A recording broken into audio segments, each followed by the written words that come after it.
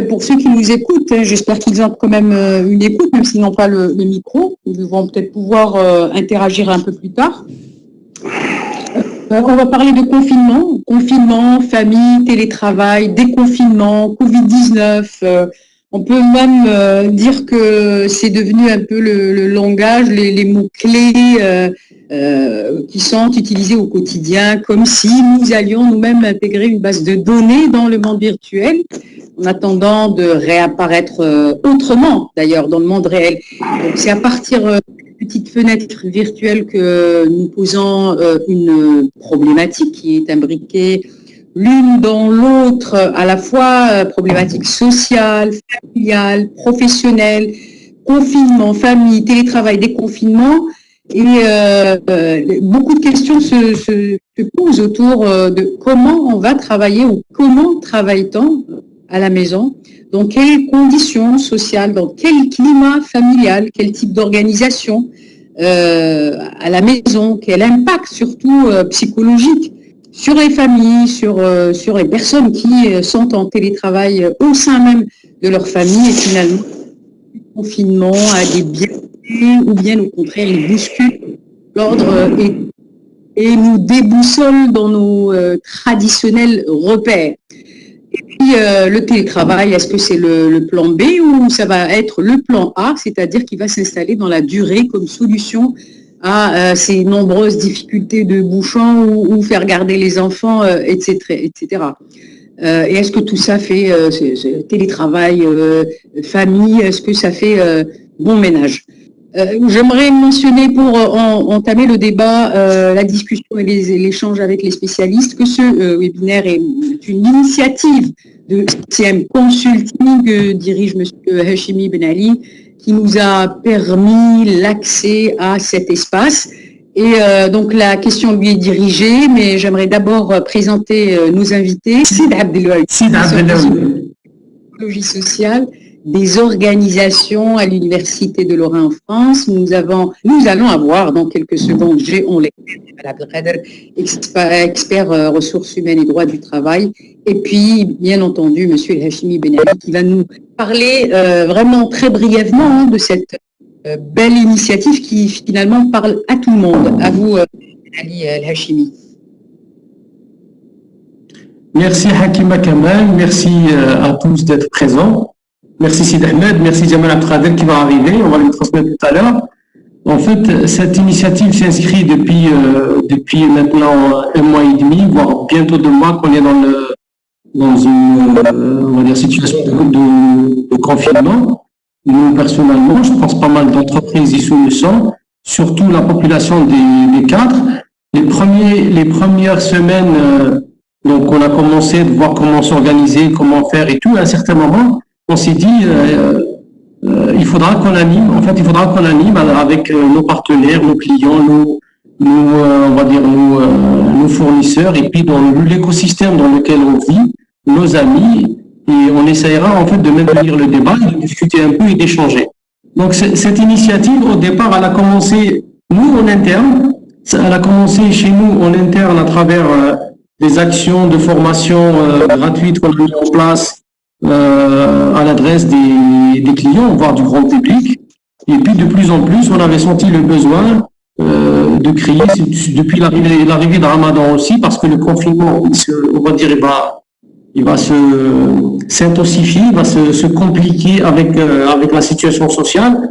C'est dit, pourquoi ne pas donner des moments d'expression et d'échange dans lesquels on essaiera de discuter de ces problématiques qui nous touchent tous, et globalement d'échanger avec. Moi, je suis très content d'avoir Sid Ahmed Abdellaoui à partir de Rouen, qui, dans sa spécialité, qui travaille sur ces questions-là. Hakima Kamal, merci d'avoir accepté de modérer ce webinaire ou cette conférence ou table ronde digitale, comme vous l'avez appelé. Jamal Abdelkader aussi, je le remercie pour pouvoir donner aussi son côté, on va dire, expertise RH et relations de travail. Voilà, donc j'espère que ça va s'installer dans la durée, pas le confinement, espace de libre-échange. Hakima.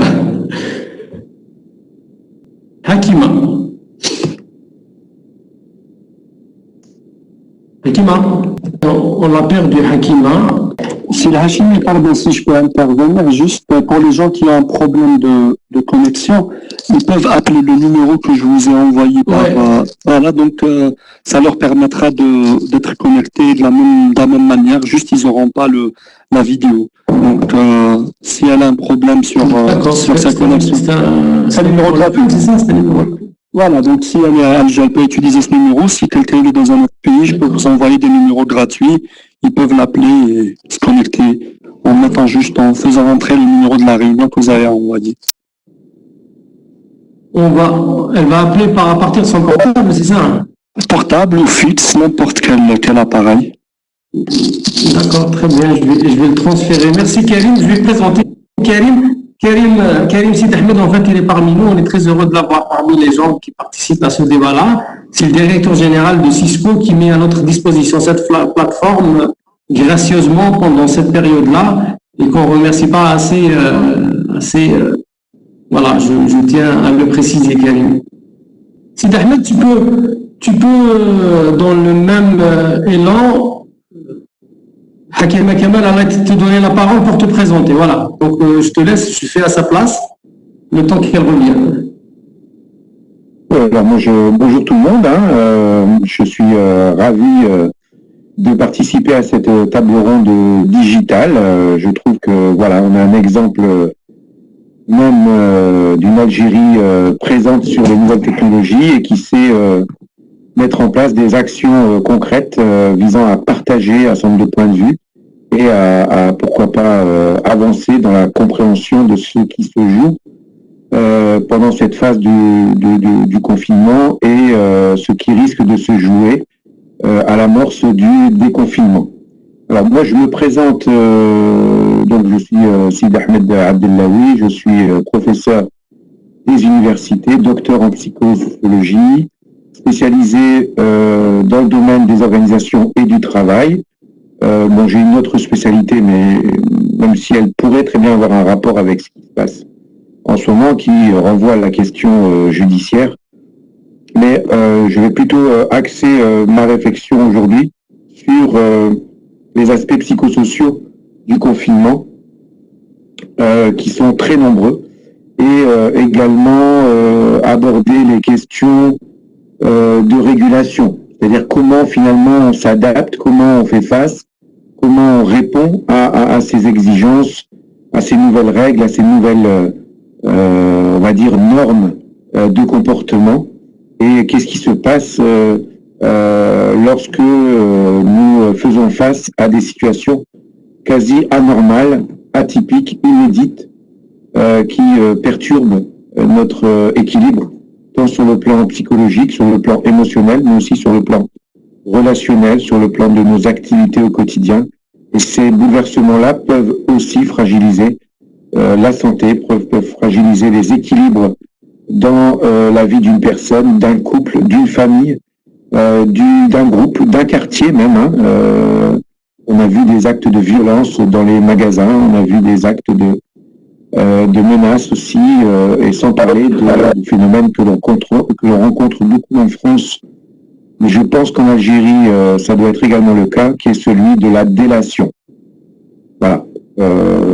Délation rime souvent avec ennemi, rime souvent avec situation de guerre, et c'est un phénomène qui est apparu de manière très accrue, très importante au démarrage de ce confinement. Voilà. En tout cas, moi, je remercie l'Hachmi, je remercie toute l'équipe d'avoir organisé ce magnifique débat, et je suis prêt à apporter ce qu'il faudra pour avancer dans cette compréhension et éventuellement dans la recherche de solutions à certains problèmes que vous pourriez, vous, auditeurs, exprimer via le forum ou directement à l'antenne. Merci de ce témoignage. On parlait donc au début de ce forum, cet échange, de l'initiative prise par M. Ben Ali, et donc il nous a expliqué que j'ai raté, bien entendu, son introduction. Est-ce que vous pouvez dire vraiment deux petits mots, puisque Jamel vient de nous rejoindre et moi-même, sur l'initiative que vous avez prise, et puis un petit tour de table pour apprécier un peu ce petit projet virtuel de parler de ce thème, comme je le disais, qui nous touche tous. Je vais refaire en fait ce que j'ai dit tout à l'heure. C'est juste pour dire qu'on a pris l'initiative en interne au niveau de l'entreprise avec la concertation des différents collaborateurs qui ont été tous enthousiastes et d'accord avec ces initiatives-là. On avait commencé avec des séances de webinaires de formation à distance envers des clients, voire des prospects, voire du grand public qui ont participé à nos formations. On s'est senti à un certain moment, on s'est dit chacun va rester. Oui, on écoute Monsieur Ben Ali. Donc vous nous expliquez un peu cette évidemment tous et qui est complètement d'actualité. Alors je commence quand même le débat maintenant après tous ces préambules. Aujourd'hui, le télétravail tel qu'il se pose à l'ère du confinement, du Corona-19, c'est un télétravail qui est pratiqué par, je dirais presque l'ensemble des travailleurs, en tout cas, de par le monde. Est-ce que c'est une forme de prolongement du travail et de la profession télétravail? Est-ce qu'il est identique en tout point par rapport au travail que l'on peut effectuer en étant présent dans le bureau? Monsieur Jamal Abdelkader, la question vous est adressée également, bien sûr. Monsieur Sid Abdellaoui, vous aussi, vous pouvez répondre à cette question, mais tout rapide. Allez-y.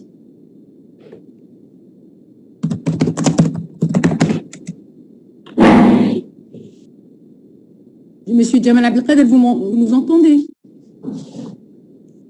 Il nous entend, mais j'ai l'impression qu'il est parti. Monsieur Sid Abdellaoui, vous êtes là. Abdellaoui, il est là, il pourra répondre. Je suis là.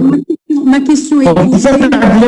Abdellaoui est à Rouen, donc il est très loin, c'est pour ça qu'il est là. Non, je suis à Nancy, là, je suis. Nancy, pardon. Là. C'est important de faire les mises à jour amicales. Exactement. Pour la bonne marche de cet échange, il y a des participants qui veulent connaître les questions et les réponses. La question est posée, le télétravail, est-ce que c'est un prolongement du travail ou alors une sorte de photocopie du travail? Est-ce qu'on travaille vraiment à la maison et dans quelles conditions? Alors, précisons d'emblée les choses. Le télétravail est une notion juridique pour ce qui est de la France. Quand on parle de télétravail, on fait référence à un cadre juridique. Comme quand on parle de travail, on fait référence à un cadre juridique, à un code du travail, à un certain nombre de lois, à l'Organisation internationale du travail. Le travail est forcément déterminé par un certain nombre de règles. Les règles du travail, les conventions, les différentes réglementations du travail, etc., etc. Le télétravail bénéficie des mêmes principes, des mêmes droits en théorie. Pour ce qui est de l'Algérie, il n'y a pas de cadre stable, en tout cas de cadre clairement défini dans ce domaine. À partir de là, un certain nombre de dérives, un certain nombre de phénomènes peuvent se produire. Pas grand-chose à voir avec le travail. On va vous couper le micro, Monsieur Ben Ali, Monsieur Jamel. On écoute Monsieur Sid Abdellaoui pour terminer quand même sa réflexion sur le télétravail. Il est encadré par des lois en France, ce qui n'est pas le cas pour l'Algérie. Voilà, c'est ça. Et même en France, bien qu'il soit encadré, eh bien, il n'est pas convenu de parler de télétravail, puisque le télétravail n'a lieu d'être que s'il représente ou s'il correspond à des règles, des critères bien définis. Il y a 3 principaux critères. Le premier, c'est les conditions de réalisation équivalentes à celles du travail in situ, c'est-à-dire celui que l'on exerce en entreprise. Il faut que les conditions soient similaires. Le deuxième, il faut que la personne soit dans une disponibilité quasi permanente vis-à-vis de la hiérarchie, deuxième critère. Et le troisième critère, c'est celui des droits à bénéficier d'un certain nombre de soutiens, d'un certain nombre de droits, d'avantages, pouvoir s'opposer à un certain nombre de d'injonction. Et en général, le travail à la maison, très souvent, eh bien, ne répond pas à ces critères, à ces exigences. Alors, du côté de justement l'expérience algérienne en matière d'encadrement du télétravail, Monsieur Jamal Abdelkader, vous nous écoutez là? Oui.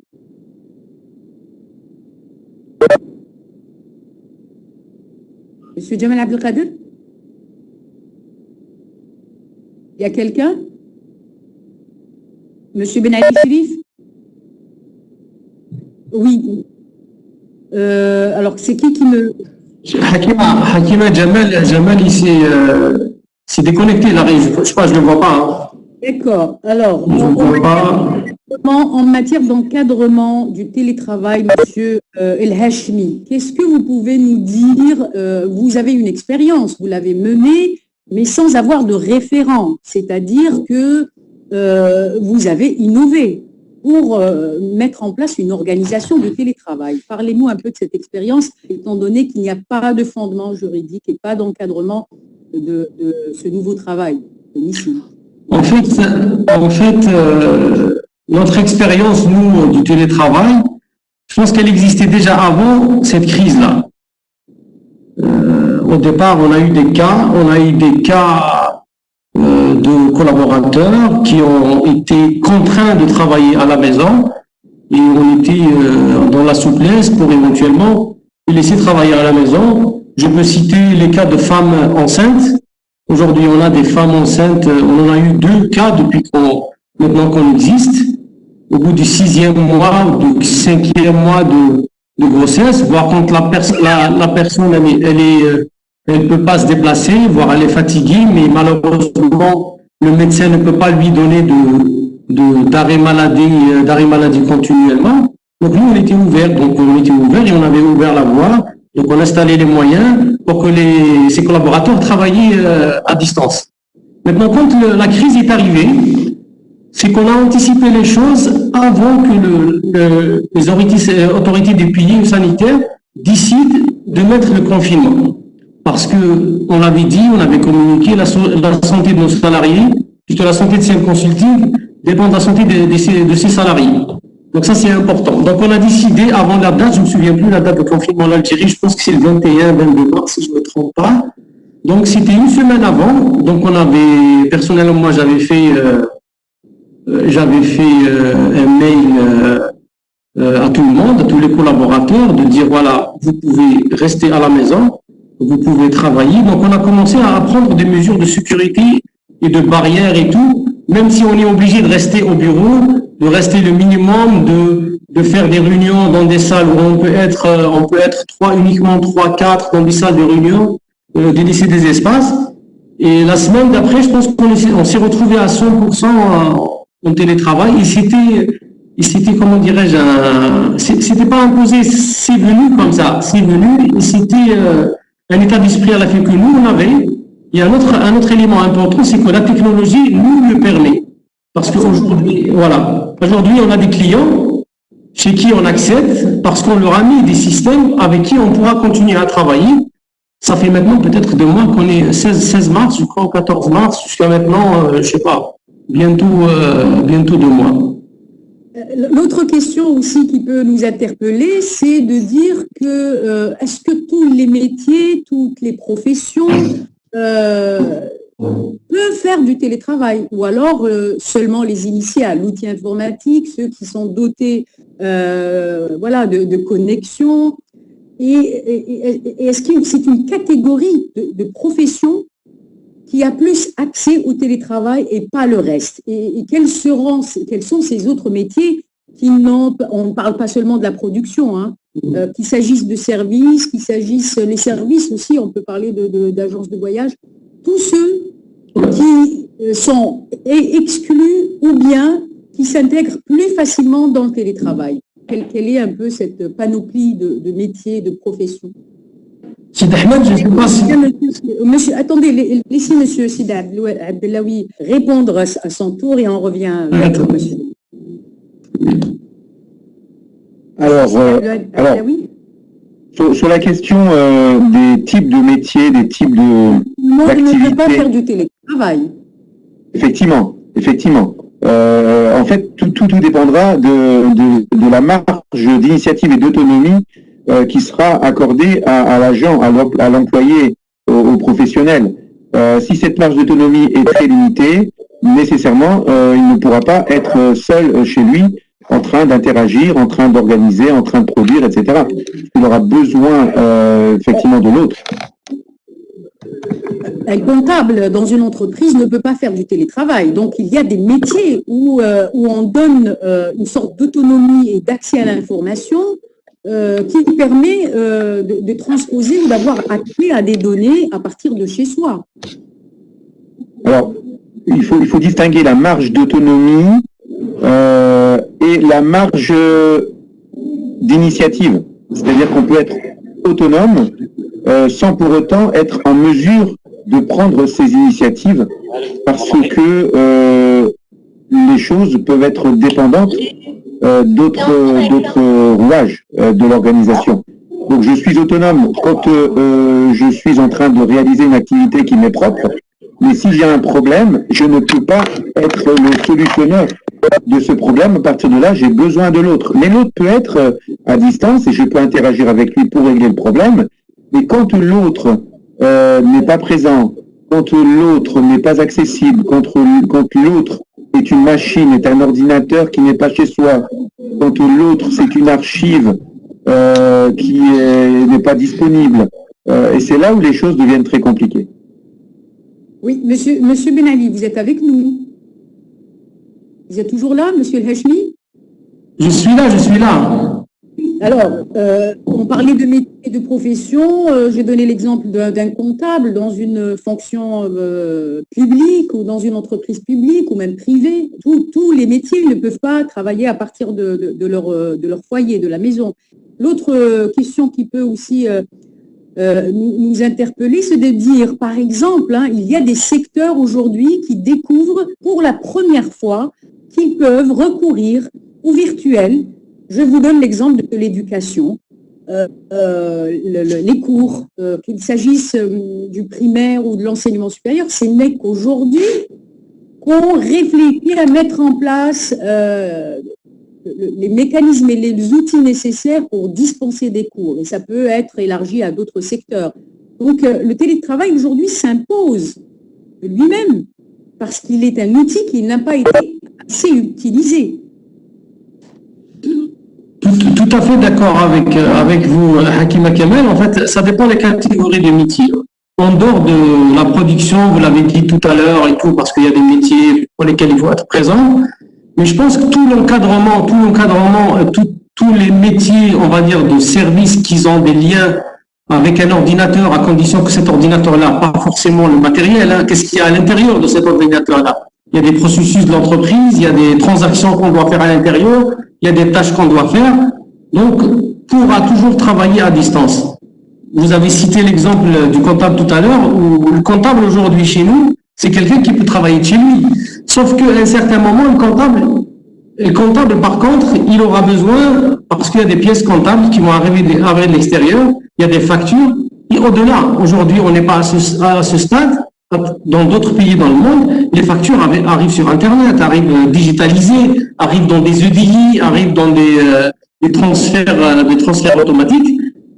Si on fait, on va dire, l'inventaire, toute la catégorie d'encadrement, on va dire, ceux qui travaillent avec un ordinateur, avec un soft, avec des logiciels, ils peuvent travailler à distance. Mais moi, j'ajouterais un élément, c'est-à-dire que lorsque le rapport à un élément physique n'est pas indispensable, que ce soit une machine ou un lieu particulier, pour faire du contrôle par exemple, faire de la mesure, pour faire du nettoyage, pour faire de la vérification, tout cela nécessite une présence physique, un rapport à l'élément physique. Quand ce rapport à l'élément physique n'est pas central dans l'activité, alors on est dans un rapport à un élément non physique, un élément irrationnel, un élément imaginaire, un élément symbolique, et effectivement digitalisé, virtuel. À partir de là, on peut travailler à distance. Alors finalement, une question qui vous s'adresse également à vous, et on reste dans le chapitre télétravail, parce qu'il y a aussi l'aspect sociologique, psychologique, on ne l'oublie pas, on va l'aborder. Est-ce que ce confinement et le recours au télétravail, justement, pour ne pas être au chômage, pour ne pas paralyser l'entreprise, pour continuer la bonne marche du service de manière globale, est-ce que ce confinement télétravail fait très naturellement une sorte de sélection de la part des secteurs qui peuvent aller véritablement en télétravail et qui ont prouvé une efficacité, et donc ils vont nous alléger et désengorger nos routes, pour exemple, hein, et une part des secteurs ou des métiers ou des professions qui seront appelés à être sur le lieu. Est-ce que là, on est dans une sélection naturelle? Alors moi, je vais vous répondre assez facilement, c'est-à-dire que les choses peuvent s'équilibrer. C'est-à-dire que ce que l'on va trouver en inconvénient chez les uns, on ne va pas le trouver chez les autres. Et ce qu'on va trouver en avantage chez les uns, on ne va pas le trouver chez les autres. Et donc, je prends l'exemple d'une personne qui a pour habitude d'aller à l'usine, d'être devant sa machine, à produire un certain nombre de choses. Cette personne-là est dans son équilibre habituel. Elle n'est pas perturbée. Les choses sont dans l'ordre des choses, sont normales. Et donc, d'une certaine manière, émotionnellement, psychologiquement, relationnellement, tout cela vient renforcer un état de relative sérénité par rapport à quelqu'un qui doit s'adapter à une nouvelle situation, qui doit se remettre en question en permanence, qui doit gérer de nouvelles configurations auxquelles il n'a pas encore été confronté, il n'avait jamais été confronté. Tout cela peut être coûteux psychologiquement, peut venir créer des fractures sociales, des fractures psychologiques, des fêlures, et qui vont entraîner de l'anxiété. Cette anxiété peut être... On n'est pas encore arrivé à cet autre volet des effets psychologiques ou sociologiques. J'aimerais qu'on mette ça un peu à la fin, à la moitié de notre discussion. Respecter un peu la chronologie et donner une logique à cette discussion. On parlait donc d'une sélection presque naturelle. Aujourd'hui, les métiers, les professions qui peuvent faire du télétravail se font d'elles-mêmes de manière très naturelle. Et leur rentabilité, on le saura les mois à venir. Et ça met de côté des secteurs qui ont l'obligation de présenter. Cette même question que j'ai posée à M. Sid Abdellaoui, que je vous pose, M. Ben Ali El Hachimi. Sid Ahmed, tu commences. Il y a Jamel qui nous a rejoint, je pense. Jamel? Je le vois. Jamel. Qui nous rejoint, il nous fera signe. J'espère que son micro est ouvert. Tu disais, Hakima, est-ce que tu peux répéter parce que j'ai perdu un peu le fil? On est dans une sélection aujourd'hui naturelle qui nous est imposée par ce confinement et qui appelle certains secteurs, seulement certains secteurs, à opérer une sorte de mue en passant du présentiel au virtuel et en effectuant la même qualité de travail à partir du domicile. Et donc, est-ce que vous cernez Moi, je pense oui, vous le dites exactement, c'est une sélection naturelle. Aujourd'hui, dans notre secteur, le secteur des services ou le secteur des nouvelles technologies, je pense que c'est les plus aptes aujourd'hui qui sont dans cette configuration-là. Et ça a été naturel pour nous qu'on continue l'activité, entre guillemets, l'activité qui est restée, parce qu'il y a quand même une baisse d'activité avec cette crise. Mais sinon, autrement, on n'aurait pas réussi à avancer, voire à répondre aux sollicitations de nos clients. Moi, j'ajouterais une chose, c'est que beaucoup de secteurs, parce qu'ils n'ont pas été contraints à faire du télétravail ou du travail à distance, du travail par le biais d'un canal virtuel, eh bien, auraient pu être plutôt habitués à ces nouvelles technologies. Mais ces secteurs n'ayant pas été confrontés, n'ont pas eu à se remettre en question et à s'adapter à ces nouvelles technologies. À rattraper, il y a un retard à rattraper. Exactement. vous voyez, en matière d'enseignement, qu'il s'agisse de l'université, de la plus petite école, les parents souffrent à la maison pour occuper ou encadrer leurs enfants. Beaucoup d'enseignants, je ne parle pas seulement de l'Algérie, même à l'étranger, les enseignants, les institutrices qui n'ont pas du tout l'habitude de l'outil informatique ou du virtuel et qui ont énormément de difficultés à pouvoir procurer des cours à distance. Et même, Hakima, s'il vous plaît, et même des professions qui sont au top des nouvelles technologies, dans ce cas de figure-là, peuvent avoir été mises en difficulté. Par exemple, la médecine, la télémédecine, la télésanté.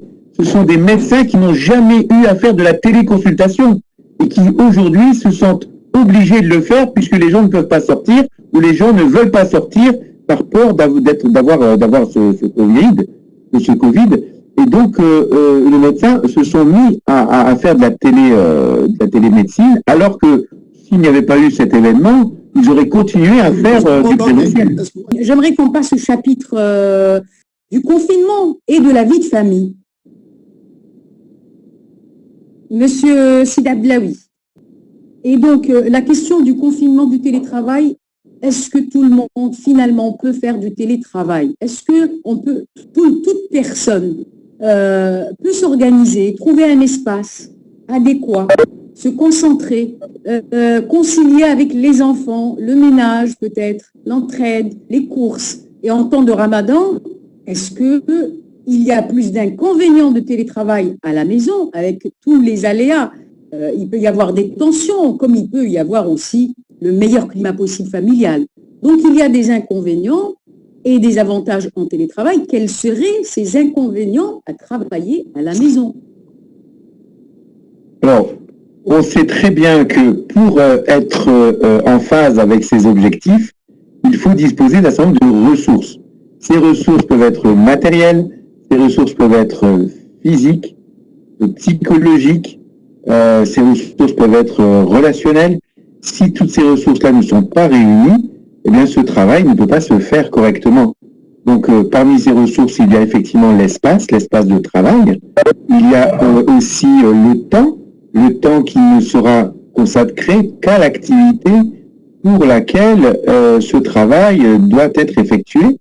Et donc, on ne peut pas parler de configuration idéale s'agissant du confinement, puisque le confinement comprendra d'autres impératifs qui sont des impératifs familiaux, qui sont des impératifs de santé, qui sont des impératifs liés à la relation à l'extérieur, puisqu'on est à la maison, il faut pouvoir répondre à d'éventuelles sollicitations à la porte, il faut pouvoir éventuellement intervenir s'il y a un problème d'eau chaude, s'il y a un problème de porte qui se ferme très mal. Donc à partir de là, le télétravail devient soit la télé sans travail, soit la famille d'abord, le travail après. Les inconvénients, en fait. Oui. Et on verra par la suite les avantages. Tout ça peut être compensé donc par d'autres aspects, des aspects plus positifs, ça c'est clair, puisqu'il va s'agir de prioriser. Il est évident qu'on va davantage s'occuper de son enfant que de son collaborateur. L'enfant qui dit « Papa, je ne comprends pas les maths » et la maîtresse qui attend un résultat, qui attend une note, qui attend un exercice qui doit être transmis dans l'heure, le papa va pas dire écoute, je suis avec mon collaborateur. Il va avoir tendance à sacrifier son collaborateur pour son enfant. Pourquoi? Parce que l'enfant, c'est son avenir. Ou d'une certaine manière, son avenir, il n'est vu qu'à travers le développement de son enfant.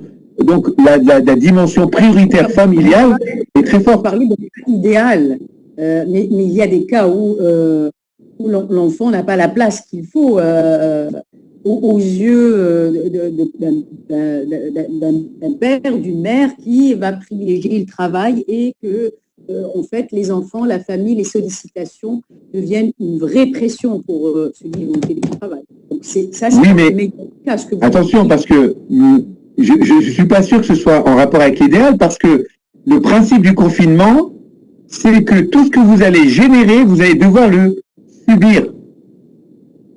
C'est-à-dire que vous ne pouvez pas échapper à ce que vous aurez produit. Qui sème le vent récolte la tempête. Cette tempête va être confinée également. Donc tout ce que vous aurez, tout ce que vous n'aurez pas pu assurer, vous allez devoir ensuite l'assumer.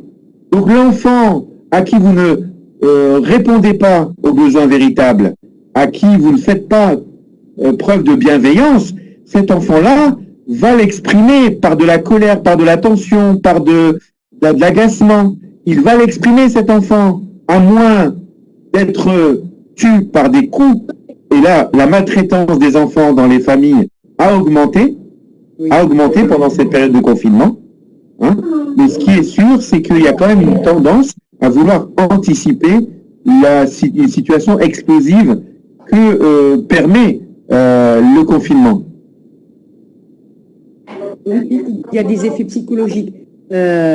Confinement parce qu'on est perdu, parce qu'on est un peu coincé, on est presque bloqué. Donc il y a aussi un effet perturbateur sur l'humeur et forcément sur le travail et sur la famille.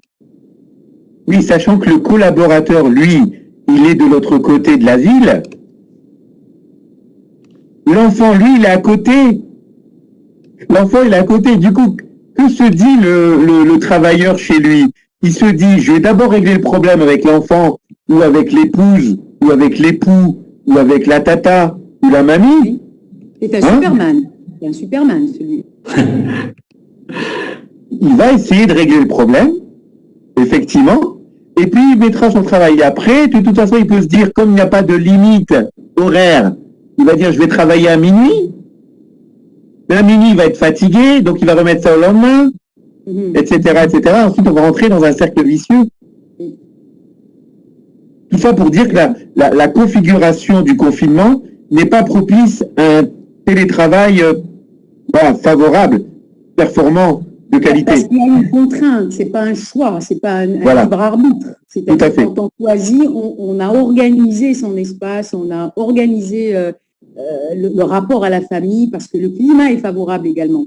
Sur la même question, j'interroge monsieur El Hachimi Ben Ali sur les conditions d'un télétravail qui soit apaisé, apaisant pour la famille. Il y a des conditions, il faut qu'on ait une grande maison, qu'on ait un bureau, ou qu'il faille aménager un espace. Est-ce qu'il faut écarter la famille, la sollicitation des enfants? Est-ce qu'il faut mettre une barrière comme si nous étions au travail? Ou alors il y a une possibilité de surfer sur les deux en essayant de trouver un équilibre, oui ou non? En fait, moi je pense qu'il ne faut pas se leurrer. Il y a des conséquences sur cette situation-là, du télétravail à la maison. C'est des choses que nous avons vécues, et j'ai des témoignages ici de collaborateurs ou d'autres personnes sur les chats qui peuvent reproduire ça. Je vais vous raconter notre histoire, en fait, humblement, ce qu'on a, on a vécu. Le premier mois, on a fini le premier mois de confinement. Moi, j'ai fait un mail à tous les collaborateurs un soir. J'aime bien écrire le soir, je suis inspiré. Je décris un petit peu la situation qu'on vit dans le télétravail. Et j'ai décrit tout ce que M. Ahmed vient de dire. Ça veut dire qu'on a des enfants qui nous voient ici, mais on ne joue pas avec eux. Ils se posent des questions. Papa, il est là, mais il ne joue pas avec moi. On a des conjoints et conjointes qui se disent, il est là, mais il ne participe pas. J'ai parlé de bricolage qui reste, même la personne, elle est là.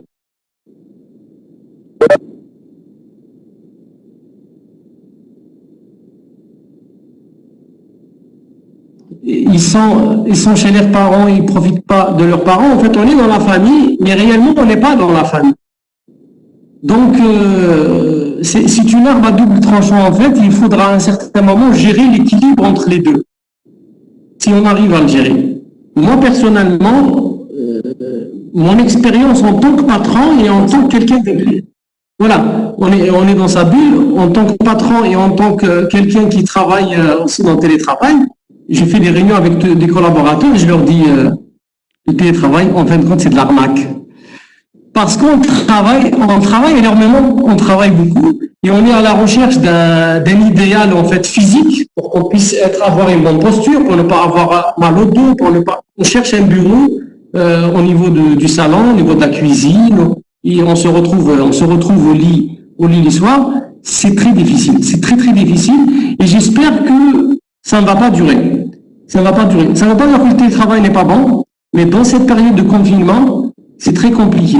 C'est très compliqué. Et moi, je lis les moyens. Justement, Ouais. voilà. Maintenant, est-ce qu'on est dans une maison étroite, une maison, on va dire, spacieuse, tout ça, toutes ces questions-là, c'est pas tout le monde qui ont les mêmes conditions.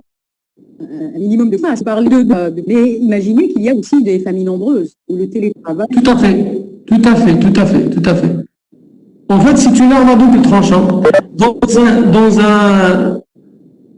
Oui, par rapport à la présence des enfants, hein, je vois dans le chat là, bon, la présence des enfants, effectivement, peut être quelque chose de favorable, mais quand les choses sont plutôt, on va dire, normales, mais quand l'enfant a des problèmes, quand l'enfant est tendu, quand il a des besoins propres, quand il a des besoins véritables, il ne va pas comprendre, comme Rachmi, tu le disais, il ne va pas comprendre pourquoi papa est là et pourquoi papa n'est pas disponible. Or, papa, il est au travail, bien qu'il soit chez soi, chez lui, en tout cas à la maison, il est au travail. Mais ça crée des situations de dissonance, d'incompréhension qui vont générer de l'anxiété et un surplus d'anxiété. Donc, c'est compliqué puisque les messages sont troubles, les indications sont ambiguës, les choses ne sont pas claires. Le travail doit être quelque chose de choisi, de décider en conséquence de cause, parce que mes enfants ne sont pas là, parce que mes enfants sont grands et comprennent ma condition, parce que j'ai la chance d'avoir un logement qui me permet de dissocier la vie bureau de la vie privée, hein, le logement peut le permettre, hein, un peu comme si je vais au travail, je vais dans mon bureau, je vais au travail.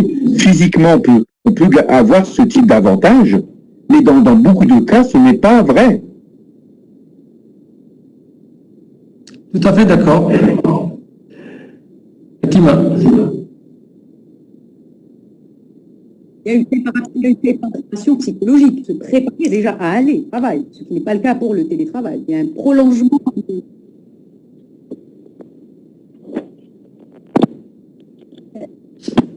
Est-ce que vous permettez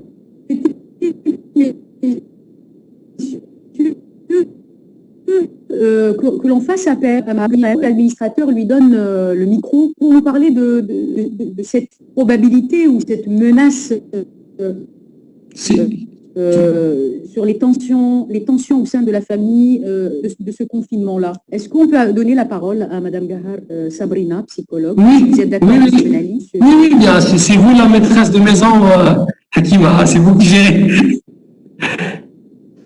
C'est vous qui gérez. Rahmoun, Madame Gahar, en fait, il faut désactiver. C'est fait. C'est déjà fait. C'est déjà fait, c'est bien. Je suis. Madame Gahar, c'est à vous.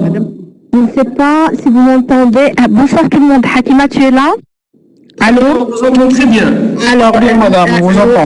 Hakima me fait la surprise. Je ne m'attendais pas du tout à intervenir. Donc voilà, en direct. Et si on est en plein webinaire et là je suis pas en mesure d'activer ma vidéo, donc déjà on a une idée un peu sur les aléas du virtuel, etc. Donc je vous prie de m'excuser. Alors Hakima, effectivement, la question elle est quand même très pertinente hein, quand on parle de tension. Donc si on revient aux tensions vécues au niveau du système familial, au fait, comme je l'ai toujours dit, la famille a... Oui. On vous entend, D'accord, donc la famille a sa propre histoire. Actuellement, on vit une crise.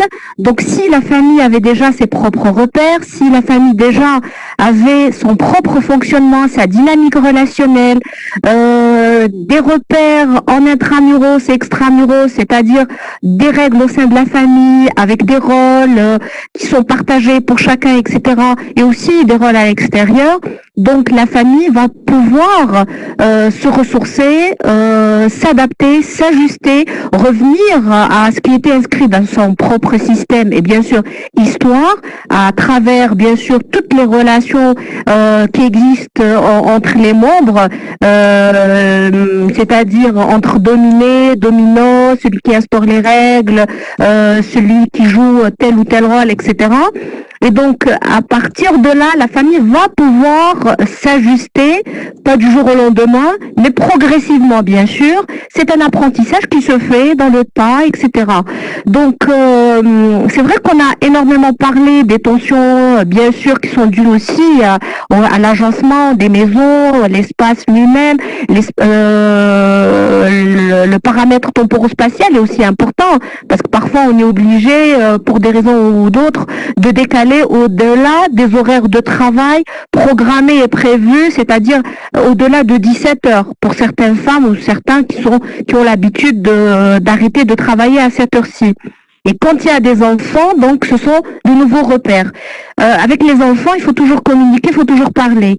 Donc si on a bien communiqué, on a bien expliqué à l'enfant que nous sommes en crise, les enfants, bien sûr qui sont dans l'apprentissage vicariant et un apprentissage social, vont aussi voir nos réactions, apprendre à travers nous, mais ça va aussi leur faire plaisir de voir papa et maman quel type de travail ils font, les rôles, ça leur fait plaisir de les entendre aussi, par exemple, discuter, débattre de leur travail avec leurs collègues, etc. Parce qu'ils sont quand même, ils se sentent dans ce système. Au fait, si avant il y avait un système familial et un système professionnel, maintenant nous avons plusieurs écosystèmes et sous-systèmes et qui vont s'enchevêtrer les uns les autres. C'est-à-dire dans le système familial, on a créé aussi un système professionnel. Et donc les enfants, plus on fait participer les enfants, c'est-à-dire on peut discuter d'une réunion, on peut aussi les responsabiliser, leur dire voilà, si on n'a pas les moyens d'avoir son propre bureau à la maison, on va leur dire voilà, j'ai besoin de votre aide. Oui, oui, Hakima. C'est bien ce que vous dites, c'est merveilleux. Ça, c'est une partie de la réalité et de la vérité. Mais là, vous décrivez un peu la famille modèle qui a une sensibilité à la psychologie de l'enfant, du groupe au sein de la famille. Mais il y a d'autres réalités qui sont amères. Je suis d'accord. On ne réfléchit pas comme ça, on ne dit pas oui, on va expliquer à l'enfant, mais il y a de la tension, il y a même de la violence dans l'état actuel des choses. On n'a pas encore appris, en tout cas aiguillé, ces familles confinées pour la première fois pour énormément d'entre eux, ensemble, couvre-feu, confinement sanitaire, télétravail, ça fait beaucoup de tensions. Donc il y a un regroupement avec, comme vous dites, des rapports de force. Donc l'accompagnement des familles pour pouvoir vivre avec le moins de mal possible. Je suis d'accord avec toi, Hakima. De toutes les façons, la famille qui était déjà en crise auparavant, cette crise ne sera qu'une couche de plus. C'est-à-dire, si on revient à la violence conjugale, si elle a toujours existé, maintenant, le fait d'être confinée, bien sûr, elle va augmenter encore d'un cran. Donc, du jour au lendemain, on va passer à une autre étape, on passera à autre chose. Ça veut dire, il faut pas penser que la crise va juste être un élément qui va développer et qui va déclencher quelque chose qui n'a jamais existé. Donc, il y a eu déjà une fragilité, il y avait une vulnérabilité auparavant, il y avait une déstabilisation des liens. un mauvais fonctionnement au sein de la famille. Et si on revient à la famille algérienne, on sait très bien qu'il y a beaucoup à dire là-dessus. Et donc là, vivre une crise par une famille qui est déjà en crise, effectivement, bien sûr, il y aura beaucoup de dégâts après, et des dégâts psychologiques et même relationnels qui vont impacter les enfants.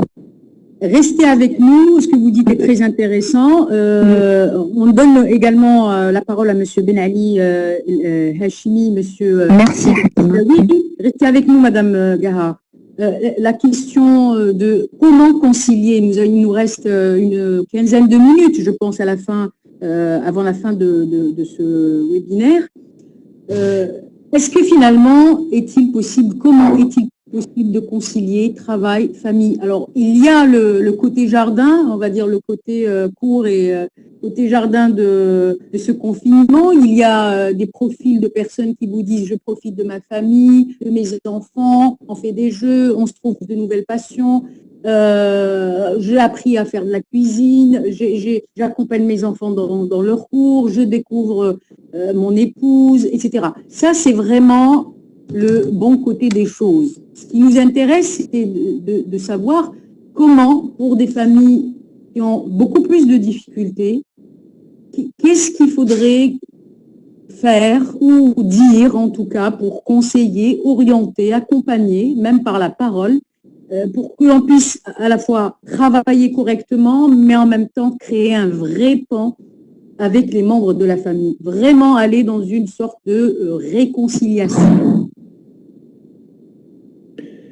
Monsieur Sidali, si je peux me permettre, je pense que la première chose, c'est d'abord de savoir relativiser. Ça, c'est quelque chose d'important et faire en sorte finalement que les choses ne soient pas vécues de façon extrême, de façon totalement incontrôlable. Donc, il faut réussir à créer les conditions pour relativiser le danger, relativiser le caractère exceptionnel de la situation. Et donc, il faut faire baisser cette tension, faire baisser cette pression. Et on parlait d'enfants, mais c'est vrai que les enfants sont des éponges, on le sait, tout le monde le dit. Si un enfant ne présente pas de problèmes comportementaux, je dirais habituellement, hein, eh bien, il peut du jour au lendemain en présenter. Donc, je ne rejoins pas complètement Madame qui vient d'évoquer le fait que le confinement n'allait traduire que le prolongement d'une histoire. Non, il y a aussi des situations où les choses peuvent se déclencher, des incompréhensions, des excès d'anxiété qui vont générer même de la maltraitance. Pour la première fois, on a des couples qui, pour la première fois, se sont frappés, se sont battus dans cette situation-là. Ils ne s'étaient jamais battus. Les aspects de vulnérabilité existent dans tous les couples.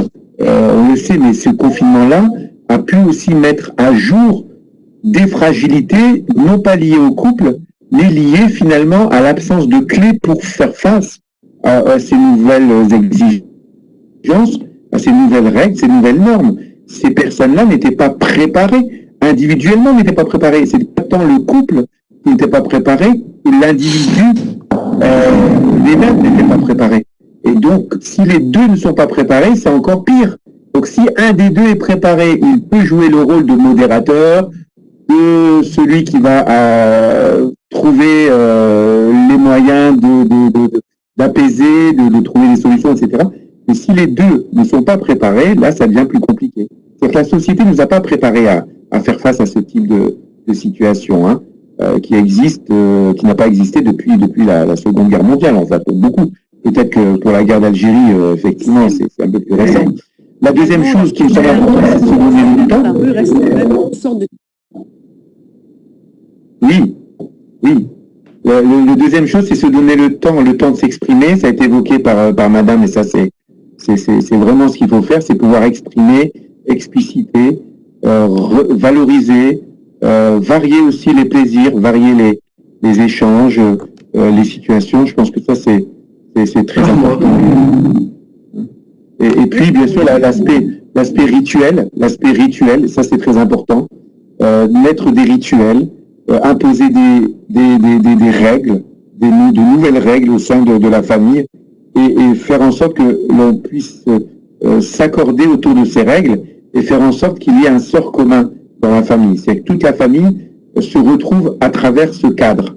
Et donc cela passe par des échanges, par de l'explication et par de l'adhésion. Comment on adhère? On fait adhérer à telle nouvelle règle en valorisant, en expliquant, en se projetant, en rassurant aussi, parce que l'anxiété d'avenir est quelque chose qui peut être aussi lourd à porter, notamment pour les enfants, mais pas que pour les enfants. En tout cas, ne pas cacher la vérité, ne pas faire semblant, écouter les besoins, les souffrances, les messages que cherche à envoyer l'enfant. Ça, c'est très important pour ce qui est de l'enfant. Et puis se donner des moyens, voilà, se donner des moyens de faire autrement, trouver des solutions, parce que la question de l'anxiété, on parle beaucoup du confinement au travers de l'anxiété que cela génère. Cette anxiété ne sera gérable que si on a la possibilité de faire face à cette nouvelle situation. Donc, c'est pour ça qu'on va en vouloir à l'autorité si celle-ci, transmettant des messages basés sur de la peur, ne nous transmet pas les clés pour faire face à ce danger associé à cette peur. On a essayé de souligner avec Madame Sabrina, c'est l'accompagnement. Je donne la parole à Monsieur Ben Ali El-Hachimi, qui a été patient depuis tout à l'heure. Là, on est passé, vous vous êtes bien rendu compte depuis un petit moment aux aspects à la fois psycho-sociologiques. Concilier, d'où notre première problématique, concilier télétravail, confinement, télétravail, vie de famille, c'est pas si facile que ça, M. Ben Ali. Pas du tout. Je vous l'accorde, je vous le confirme. En fait, c'est des choses qu'on vit depuis maintenant 2 mois. En fait, c'est la force des choses qui fait que aujourd'hui on travaille en télétravail. Donc, il y a un certain moment des tensions dans la famille, même si plus ou moins gérable, ça dépend des conditions de la famille, ça dépend aussi. Exactement. Opératoire. Est-ce que c'est une petite famille? Est-ce que c'est une grande famille? Est-ce que la personne vit avec sa femme, chez ses parents et ses enfants? C'est très compliqué, c'est très variable. Et moi, je lis toujours les commentaires des différentes personnes qui participent ici. On a un peu de tout.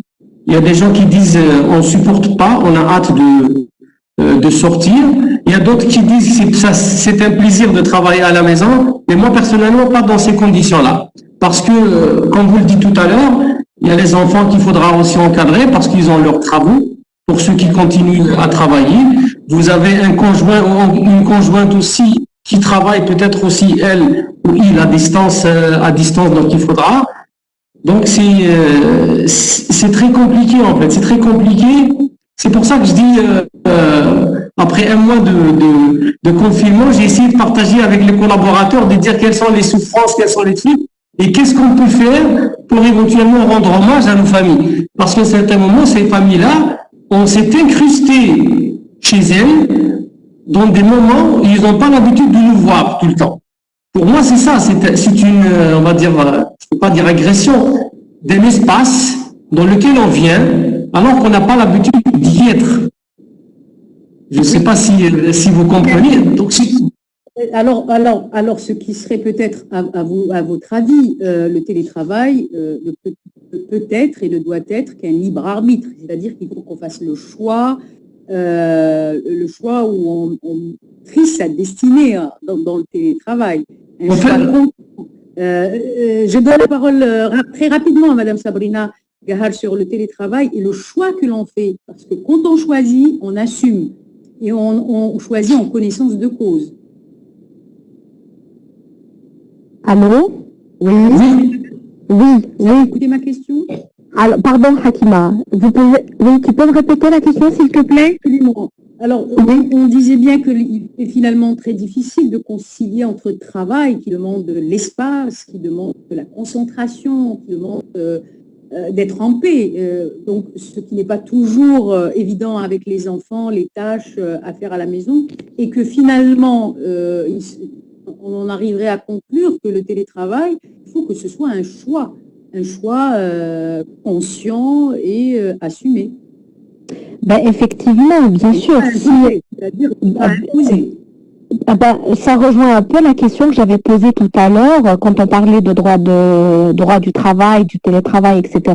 Donc, quelles sont les limites des obligations et quels sont nos droits? Avons-nous une protection quelconque durant ce télétravail, etc. Donc, quelle protection avons-nous pendant que nous sommes chez nous, quelque part? Donc, la question est posée un peu aux spécialistes.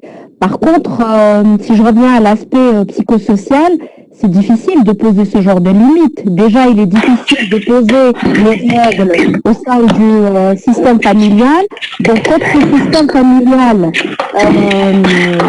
on lui impose un autre système qui est le système professionnel plus le système scolaire et éducatif. Donc, nous avons et une entreprise au sein de la maison et aussi une école au sein de la maison et aussi un relationnel, une dynamique familiale à gérer, plus un contexte. Les enfants, habituellement, par la rue, malheureusement, par le préscolaire, par l'école, par le stade, par la musique, lorsqu'ils ont des activités. Oui, oui, tout à fait. Donc là, il y a plein de systèmes qu'il faudrait gérer. Et donc là, revenir sur de nouveaux repères, un nouveau planning, de nouvelles règles surtout. C'est-à-dire, quand je suis en télétravail, on n'a pas le droit, par exemple pour les enfants, on n'a pas le droit de leur imposer certaines règles, on n'a pas le droit de venir parler à papa et à maman, on n'a pas le droit d'intervenir, etc.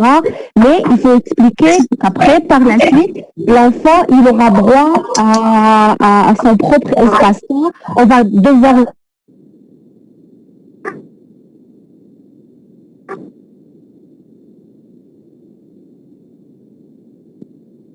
procurer du plaisir, même si on travaille, c'est-à-dire là, si je suis en pleine conférence, puis après je sors et je finis cette conférence avec beaucoup de plaisir, avec un débat quand même qui me procure un certain plaisir, etc.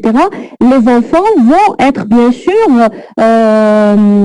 assez complices par rapport à ça par la suite, et vice-versa. Donc ce sont de nouvelles habitudes qu'il faudrait instaurer. Je pense que maintenant, c'est vrai que ça a changé depuis le début. Pardon? L'idéal n'existe absolument pas. Ça, tout à fait. Tout à fait. Mais après, tu sais, Hakima, les parents, quand le système est chamboulé, ils demandent des conseils. Et le premier conseil qu'on leur dit, c'est de faire un planning et aussi de respecter ce planning. C'est-à-dire ne pas travailler aussi dans l'urgence, parce que quand on est en télétravail, on a un peu le deadline qui est plus ou moins, qui dépend de nous, qui dépend de notre rythme, qui dépend du rythme des autres, etc. Donc, pour nous, son télétravail, c'est une autre thématique que nous discuterons dans un autre webinaire. Mais j'ouvre la parenthèse, vous dites bien les choses, il n'y a rien d'idéal. La question est posée à la fois à M. Sid Abdellaoui, à M. Ben Ali El-Hachimi. Il n'y a pas de recette magique pour concilier les trois. On est bien d'accord. Il y a de l'attention au travail qu'on ramène à la maison, mais aujourd'hui, c'est l'attention à la maison à cause du travail ou du travail à cause de la maison. Monsieur Sid Abdellaoui, c'est un condensé de tension à la fois familiale et du travail, puisque souvent, il y a des gens qui échappent de leur foyer et se retrouvent au travail pour parfois déstresser, et le contraire est valable.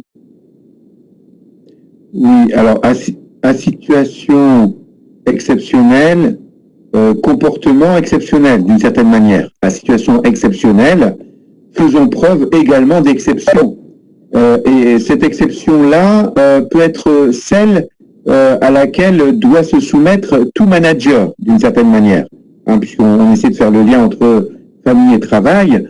Et bon, j'ai pour habitude de dire que le manager doit reposer son attitude sur deux piliers, celui du contrôle et celui de la bienveillance. Hein, celui de la fermeté, du cadre, de la règle, de la loi, du programme, voilà, se mettre en ordre de marche, respecter un cadre, des rites, des principes, et celui de la bienveillance, qui est fait d'écoute, d'identification des mal-être, du mal-être, des troubles, des problèmes, etc.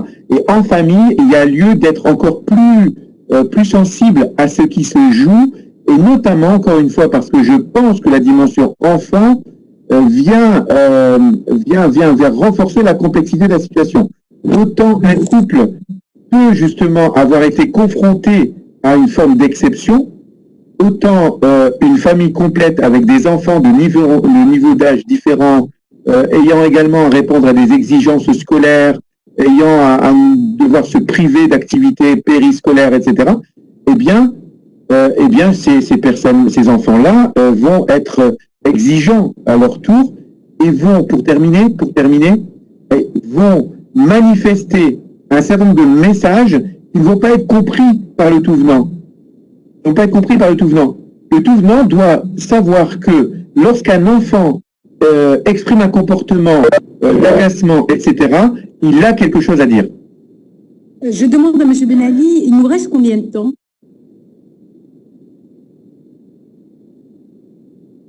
Monsieur Hachmi. Ici, qu'il nous reste 4 minutes, bien que le débat est intéressant. Les gens, ils sont toujours là. On a une quarantaine, une cinquantaine de personnes qui sont là. Moi, j'aimerais bien qu'on... J'aimerais que vous concluiez sur en 2 mots. Écoutez, la conclusion ne sera que l'opportunité, justement, du débat de la prochaine fois. Est-ce qu'on sort de ce confinement vers le déconfinement avec le plus grand des plaisirs, ou est-ce qu'on va regretter certaines choses? Est-ce que ce serait libératoire, le déconfinement, en matière de télétravail ou de vie de famille? Est-ce qu'on est prêt à replonger dans les tensions de la route, de la présence obligatoire, des heures de travail, des bouchons, du chef qui est là derrière? Alors finalement, est-ce qu'on est prêt? Est-ce que c'est meilleur? Ou est-ce qu'on va transposer nos habitudes du confinement vers le déconfinement? Tu permets, Hakima? C'est pour vous, hein, la question vous est adressée pour clore le débat. Moi, je vais dire un petit passage, mais j'aimerais bien qu'on fasse intervenir quelqu'un qui est dans l'assistance, qui est spécialiste des questions, relations, plutôt responsabilité sociale d'entreprise, Yassine Foudat. Tu connais très bien Hakima. En fait, moi, je dirais que c'est un mal qui veut du bien. Aujourd'hui, on a une situation qu'on vit mal, on essaie de la gérer autant faire se peut, comme disait Sid Ahmed, situation exceptionnelle, mesure exceptionnelle. Je pense qu'on pourra tirer des leçons pour le futur. Ça veut dire que dans le futur, on pourra éventuellement faire un mix, moi je le vois comme ça, après, faire un mix en fonction des rythmes des gens, en fonction aussi des conditions des gens, de pouvoir mixer un peu de télétravail et un peu de travail de présentiel, en fonction des contraintes des uns et des autres, à la fois des contraintes des salariés, des collaborateurs et des contraintes de l'entreprise. Moi, j'aimerais bien que Yassine Foudat... Yassine, il a le micro? Yassine, il doit ouvrir le micro. Yassine. Oui. Ça rapporte, Yassine. Merci à tous. Bonsoir à tous. Voilà, donc, puisque j'ai quelques secondes ou 2 minutes pour participer avec vous à ce débat. Tu peux y aller. Merci. Je dirais que le télétravail, ça peut être la pire comme la meilleure des choses. Tout dépend de l'usage qu'on en fait. Et tout dépend aussi si on évite certains abus, parce que le télétravail offre certains avantages indéniables, hein, faut le reconnaître, en matière de productivité, en matière de travail à distance, notamment pour nous les consultants, et pour un certain nombre de professions, comme la formation. Parce qu'actuellement, j'anime tous mes cours un jour par semaine en direct avec mes étudiants de l'école de management enseignement supérieur. C'est vraiment une bonne solution. Mais ceci dit, faut pas oublier que il y a aussi un certain nombre de risques psychosociaux, de risques organiques et organisationnels, parce que là, on travaille sur du virtuel. On n'a pas de contact avec ses collègues, avec ses managers, sauf via un ordinateur ou un écran, ou via certains logiciels spécialisés. Donc, il n'y a pas la cafette ou bien le café qu'on peut partager à la pause ou le repas, etc. Donc, il y a moins de liens humains, moins de contact.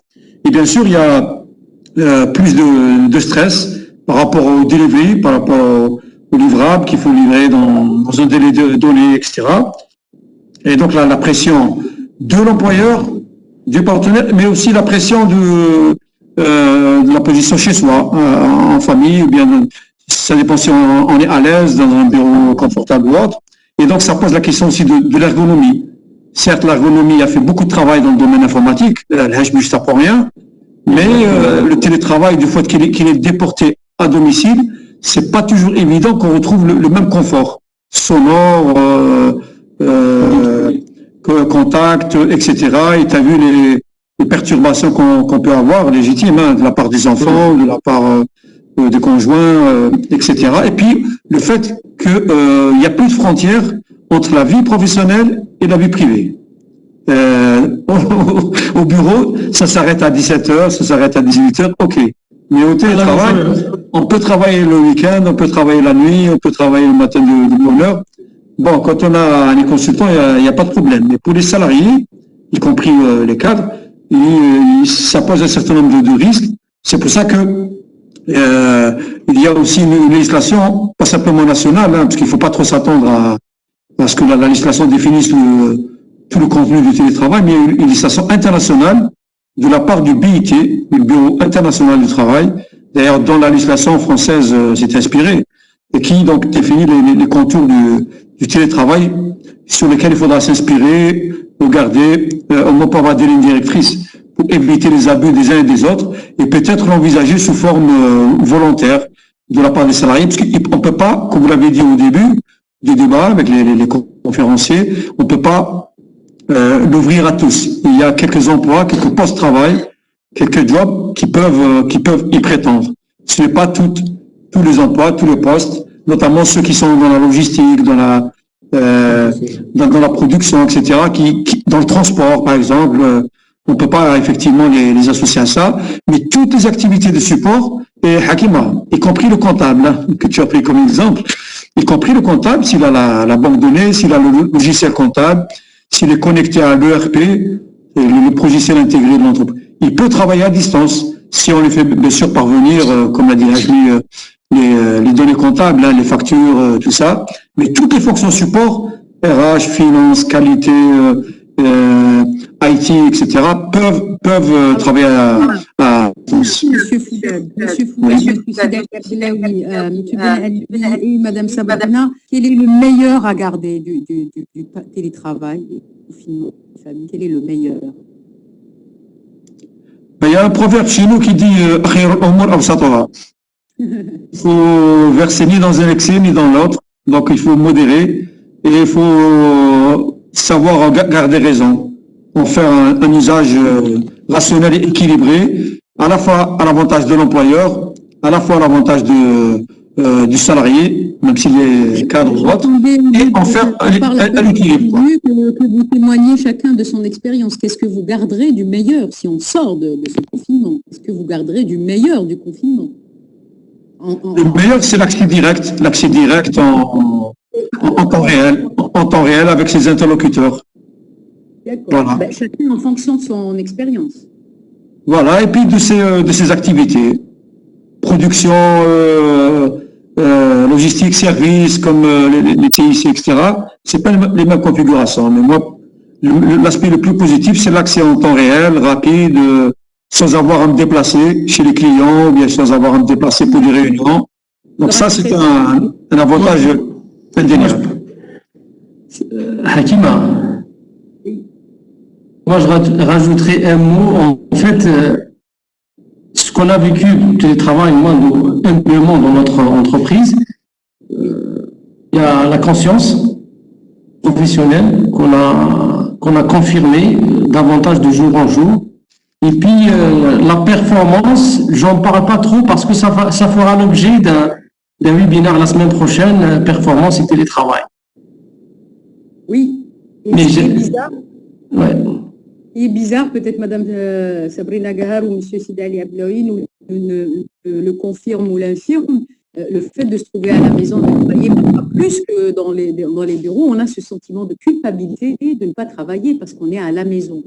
Et donc, on a l'habitude d'être surveillé et le fait qu'on ne le soit pas et qu'on puisse être à la maison à faire autre chose que de travailler parce qu'on l'a consacré à une heure plus tardive, il y a cette culpabilité qui fait qu'on travaille plus. Ben, justement, on est un peu sur la même longueur d'onde, Hakima. Ce qu'on pourrait garder, ce sont des choses qu'on n'a peut-être jamais imaginées au-delà de nos attentes. En situation de crise, au tout départ, on ne pensait pas rester productif et proactif comme ça. Donc là, après quelques semaines, à partir du début de la crise, on maintient quand même notre rendement, on arrive à garder notre rythme professionnel, que ce soit de par mon expérience en téléconsultation ou alors en enseignement à distance avec mes cours réguliers que je maintiens avec les étudiants, l'encadrement, etc. Donc, si nous parlons de tension, d'anxiété, de répercussions psychologiques, etc., si on est mal, on ne peut pas travailler. On n'arrive pas à être productif. Et si on arrive à garder un minimum de télétravail, ça veut dire que nous sommes dans le plaisir d'accomplir quelque chose et donc nous arrivons à nous ajuster et à nous adapter avec un contexte de crise et une situation bien particulière. Donc, j'encourage tout le monde à garder quand même un minimum de travail malgré les aléas et les difficultés. Un dernier mot, Monsieur Sid Abdelawi, Monsieur Ben Ali, je pense qu'on va bientôt finir. Hakima, Oui. Hakima, juste, j'aimerais bien qu'on regarde un peu les questions qui sont posées par les différents participants. Moi, j'ai un problème avec le temps. On veut savoir à quel moment on est censé arrêter. On peut s'arrêter à minuit, hein, donc on n'a pas de problème. Oh, ben c'est excellent alors. C'est la soirée ramadanesque. Ah, c'est très bien. Moi, je pensais qu'on était. En fait, on a mis vie. Il y a beaucoup de gens, en tout cas, qui sont heureux de ne pas être dans les bouchons, coincés sur la route, pas trouver de stationnement et de travailler à la maison. Ça, c'est un des plus grands avantages du confinement et du télétravail.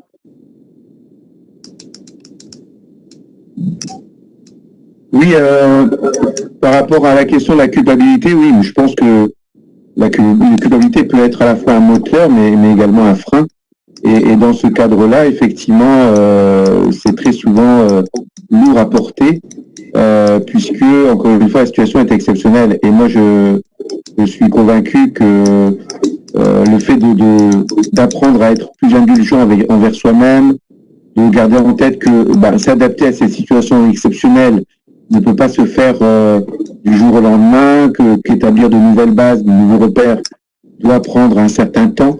Tout cela permettra de baisser la pression et de se rendre un peu plus disponible à une nouvelle organisation, une nouvelle construction d'un rapport à cette nouvelle situation. Donc, être plus indulgent, relativiser, comme je disais tout à l'heure, être plus à l'écoute, être moins sous pression, ne pas se mettre volontairement la pression. Et comme vous le disiez, Hakima, effectivement, ne pas se mettre dans une posture du Superman, de celui qui va avoir à tout gérer. Il faut pouvoir aussi solliciter de l'aide, aussi pouvoir partager ses difficultés, ses vulnérabilités, parce que nous sommes tous, d'une certaine manière, fragilisés par cette configuration. Qu'on le veuille ou non, l'émotionnel en a pris un coup, l'organisationnel en a pris un coup, l'affectif en a pris un coup. Donc tout cela nous a fragilisés d'une certaine manière. L'idée, c'est d'envisager les choses avec beaucoup d'humilité, en étant indulgent vers soi-même, en gardant en tête que les choses ne s'organiseront pas en un jour, etc., etc. Et pour le déconfinement, on va être également dans ce prolongement de ce travail, à savoir que les choses se feront, mais se feront pas à pas, sans pression et sans contrainte plus qu'il n'en faut.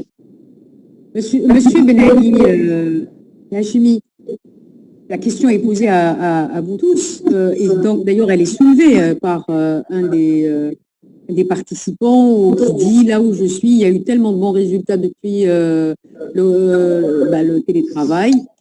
Il n'enregistrait aucune baisse de productivité, que sa boîte commence sérieusement à penser au télétravail après la crise. Alors, qui est en mesure, et est-ce qu'il y a des entités ou des individus qui sont aptes à faire, éventuellement, si on sort de ce confinement, à faire une évaluation du travail accompli, entreprise par entreprise, pour faire un comparatif, une évaluation de ce qu'a donné le télétravail, en comparaison avec les autres périodes.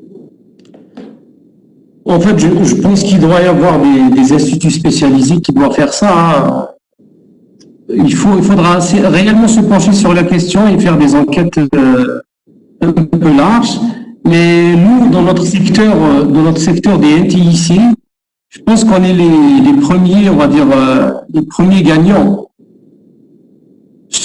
Mis à part la baisse d'activité qu'on ressent un peu partout à travers le pays, on a quand même pu maintenir un contact avec les clients, répondre dans les mêmes conditions pratiquement qu'on était au bureau. Réellement, ça donne à réfléchir d'avoir une flexibilité entre les deux modes de travail. Et en même temps, il faut laisser, je pense que... Vient au secours de l'entreprise. J'ai pas entendu, ça s'est coupé, Hakima. Tu dis le SAP vient au secours de l'entreprise, pour ne pas dire le SAP vient au secours de l'entreprise. Non, en fait, comment il s'appelle? Yassine tout à l'heure l'avait dit, en fait. La crise du Covid aujourd'hui, je pense qu'il y a une vraie conscience qui va naître sur la nécessité de mise en place des outils comme ce qu'on fait aujourd'hui, nous. Pour ne pas le citer, c'est SAP, il y a d'autres sur le marché, que les entreprises doivent se doter de ces outils-là, doivent se mettre sur le cloud, doivent s'ouvrir avec toute la sécurité qui va avec, pour qu'ils puissent éventuellement affronter des situations comme celle-ci. C'est une situation, ça fait un siècle qu'on n'a pas vécu ça, et puis en même temps, de créer un juste milieu entre le travail à domicile et le travail de présentiel. Maintenant, s'il y a quelque chose à dire sur la performance, nous, on sera les premiers à dire qu'en télétravail, on était très, très performants. Mais moi, je pense que ça a été aussi au détriment des collaborateurs. Moi, personnellement, je l'ai vécu. Donc, c'est au détriment de nous, on ne s'arrête pas. Et ça, je pense qu'avec le temps, c'est très difficile à supporter à un certain moment. C'est vrai qu'on est des collaborateurs, la plupart c'est des cadres, ils sont responsables, ils ont une liberté de gérer leur temps, mais quand même il y a une limite, chaque chose doit avoir sa part, la famille et puis le travail d'un côté. Moi je crois qu'il y ait un mix et une flexibilité. Une autre question à Madame Sabrina, Monsieur Sid Ablaoui, également Monsieur Foudad. Hein. Est-ce que vous pensez que les autorités et les pouvoirs publics devraient mettre finalement un cadre juridique autour de ce télétravail et qui comprendrait d'autres nouveaux risques? L'anxiété, la pression, famille. Oulala. Voilà, c'est une question, hein, c'est pas une proposition. Oui. Non, surtout pas. Il ne faut pas trop attendre du législateur. Qu'il définisse dans le détail quoi faire, comment faire, où. Il vaut mieux laisser, comme ça a été le cas ici, l'initiative aux entreprises et à la pratique professionnelle. Parce que la législation du travail, c'est de fixer des garde-fous. Or, dans le domaine du télétravail, je vois surtout un thème dominant, c'est la protection sociale, la sécurité donc des salariés qui travaillent dans ce cadre-là. Est-ce que les mêmes effets du contrat de travail ou de la convention collective vont bénéficier? Et est-ce que, en cas d'accident de travail d'accident de trajet, il y aura la même protection sociale qu'avant. Mais de là à permettre à la législation de définir tout le détail, moi, je pense pas que ce soit raisonnable de l'attendre. Par contre, il vaut mieux laisser l'initiative libre aux entreprises déjà qui sont avancées, qui n'ont pas attendu les textes. Hein. Et tant mieux, parce que souvent la pratique économique devance le droit, et c'est tant mieux. Moi, si je peux pas mettre juste un mot pour conclure, je crois qu'il faut, comme l'a dit Hajmi, il faut équilibrer effectivement entre deux pôles, les attentes de l'employeur, les attentes des collaborateurs, concilier la vie professionnelle, concilier la vie privée, et troisième élément aussi, combiner le présentiel et le télétravail. Il ne faut pas passer d'un excès à l'autre, du tout présentiel en entreprise au tout télétravail. Je crois qu'il faut mixer les deux et trouver un équilibre, télétravail avec les autres, à contextualiser entreprise par entreprise, secteur d'activité par secteur d'activité et période par période. Parce que dans l'année, sur 12 mois de travail, on ne travaille pas de la même manière en début d'année, en fin d'année, comme pendant les périodes de congés ou de vacances. Donc c'est quelque chose de modulable, de flexible, et c'est tant mieux. Yassine, Hakima, il y a juste une question, je pense, pertinente dans le chat, suite à l'intervention de Yassine. La personne, elle dit, pensez-vous, c'est la dernière question, je trouve qu'elle est très pertinente. Pensez-vous qu'il puisse y avoir un équilibre sans que ce soit rigide ou soumis à une législation? Ce que vous voulez dire? Tout à fait, oui. Tout à fait. Vient de poser M. Foudel. Tout à fait. On n'a pas besoin d'encadrer ça par des lois, parce que le BIT a déjà émis une législation internationale. Par contre, ça peut être défini dans le cadre d'un contrat de travail, quand c'est individuel, ou bien dans des conventions collectives, lorsque c'est des rapports collectifs de travail. Mais je pense que la législation, il ne faut pas trop en attendre, il ne faut pas trop aussi ouvrir la brèche, sauf sur la question de la protection sociale. Je crois qu'il y a un minimum de protection sociale pour éviter les abus que vous connaissez certainement, qui existent dans certains call centers où tous les opérateurs ne sont pas effectivement déclarés, protégés. Il y a beaucoup d'abus. D'ailleurs, moi-même, j'ai un fils qui a travaillé quand il était étudiant. Et à la première pause, il s'est sauvé. Première pause de travail, il s'est sauvé parce qu'il trouvait qu'il y avait une pression psychologique avec les caméras, les compteurs, les chronomètres, le superviseur pourtant il était jeune, hein, il avait 20 ans, mais il a craqué, il s'est sauvé à la première pause. Donc pour éviter ces abus, notamment le fait que beaucoup de call centers maintenant sont délocalisés, comme par hasard dans les pays du tiers-monde. Beaucoup de donneurs d'ordre sont dans les pays développés et délocalisent les activités dans les pays du Sud. Donc là, il faut éviter effectivement qu'il y ait trop d'abus et à ce qu'il y ait un encadrement juridique minimal. Mais moi, je pense que dans le contrat de travail et dans les conventions collectives et dans la charte d'éthique de chaque organisme, on peut définir ces questions-là. D'ailleurs, Hakim vous êtes bien passé pour savoir, le travail du journalisme lui-même prête beaucoup au télétravail. Or, il pose des questions non seulement économiques, juridiques, mais aussi déontologiques, d'éthique. Donc ça ouvre la voie à un autre débat que je ne veux pas aborder parce qu'il serait encore trop long. Mais la question, effectivement, était pertinente et voilà, le droit peut, mais pas tout, parce que il n'y a pas que la loi, il y a donc le contrat et la convention collective. Moi, je me permets si je peux me permettre d'ajouter un point, puisque moi, à travers la question que pose... On a une autre question. Ouais. À travers la question que pose Samira, moi, j'y vois aussi une autre question. Finalement, est-ce que le droit facilitera ou non l'équilibre?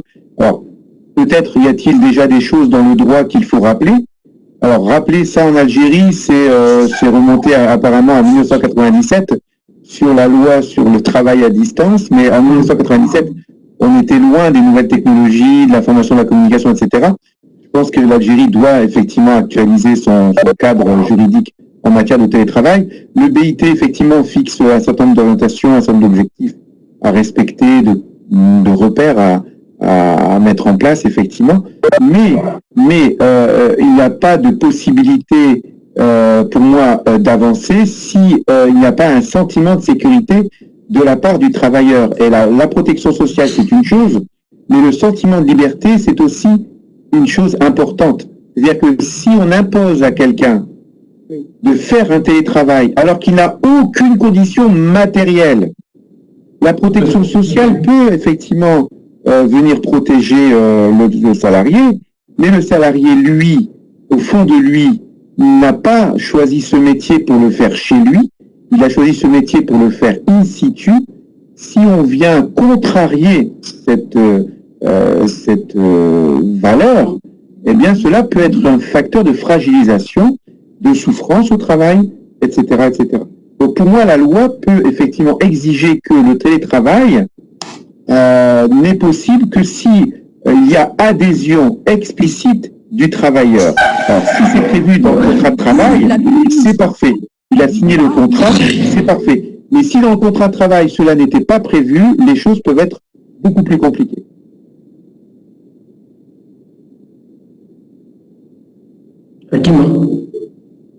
Oui, oui, parfois on fait des monologues parce qu'on ne s'entend pas et on aurait aimé échanger. Si on doit interrompre pour alimenter encore plus la réflexion. Et moi, j'ai deux petites questions pour clore, hein, je suppose. Il y a eu véritablement un impact économique très sérieux sur la trésorerie des entreprises. Il n'y a pas de commandes, il n'y a pas de projet en cours. Mais en même temps, ce télétravail permet de faire des économies à l'entreprise, hein, des économies de transport, des économies d'énergie, des économies peut-être de femmes de ménage, des économies de choses et d'autres, ou pas?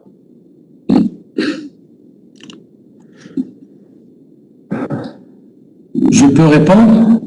Oui. Allez, 5 dernières minutes, c'est libre. Hein. Je pense que oui. Si on le voit de cette manière, oui, des économies sur tous les plans, hein, même au niveau du stress, du travailleur aussi, quand il y a on connaît les bouchons à Alger pour arriver au bureau, il faut faire 1h30, voire 2 heures pour certains. Ça, c'est indéniable. L'économie au niveau de l'entreprise, oui, je dirais pas non. Hein. Aujourd'hui, ça fait 2 mois qu'on est au bureau. La facture d'électricité, elle a baissé peut-être de 80%. Hein. La facture de téléphone, non, parce qu'aujourd'hui, tout le monde a son abonnement téléphonique, son abonnement Internet qui est fourni par l'entreprise et tout. Voilà, mais il n'y a pas que ça. Hein. Moi, je rejoins ce qu'a dit Sid Ahmed. La question qui est posée par Semira, moi, je pense qu'il faut d'abord peut-être définir, parce qu'aujourd'hui, il n'est pas défini, mais aujourd'hui, on est dans une situation exceptionnelle, c'est pour ça qu'on a répondu comme ça. Aujourd'hui, on avait le choix entre la santé des travailleurs ou rester à la maison de travailler et continuer à travailler. Donc, on a préféré que les gens travaillent chez eux et puis ne pas les mettre en danger, en fait, par rapport aux différentes conditions de confinement qui nous sont imposées par la force des choses. Hein. Une question à la psychologue, à Madame Sabrina, et qui sera la même pour Monsieur Sid Abdellaoui. C'est quand même une opportunité aujourd'hui. Je dirais qu'il y a quand même beaucoup d'opportunités dans ce confinement. Nous avons des familles rassemblées, on ne parle pas de cohésion et je parle de rassemblement, à des heures précises, donc qui tombent dans l'ennui et donc qui ont besoin d'être occupés, stimulés, d'être en activité.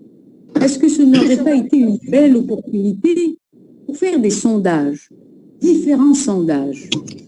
Des sondages sur le télétravail. Eric demandait combien de personnes travaillent à la maison, travaillent combien d'heures, quel est le climat, combien... Alors, des enquêtes sociologiques, psychologiques, professionnelles, pour, à la suite, évaluer, mesurer et peut-être adapter quelques stratégies et mieux connaître sa société. Que pensez-vous, Madame Sabrina? Vous savez, nous sommes toujours en état de crise, donc on parle toujours des conseils, des recommandations, de comment faire, comment s'adapter, etc. Et donc le rythme des uns et des autres est en train de changer vers le meilleur ou plutôt vers le mauvais. Et donc en tant que chercheur, je critique un peu la position de certains qui sont que je qualifie comme un peu comme opportunistes et qui se sont lancés dans je ne parlerai pas de sondages, on peut toujours faire des sondages, mais plutôt qui ont lancé des études, travail de recherche, etc. auprès des familles qui parfois sont encore en train de en quête de soi, qui se cherchent encore, qui cherchent à trouver un certain équilibre, etc. Vous savez, quand on est en situation de stress, on vit d'abord, il y a un stress adaptatif. Donc, il faut laisser le temps faire les choses. Et donc, à partir d'un certain moment, ça peut devenir pathologique quand ça dépasse, par exemple, les 4 semaines, etc. Donc là, les sondages, oui, pourquoi pas.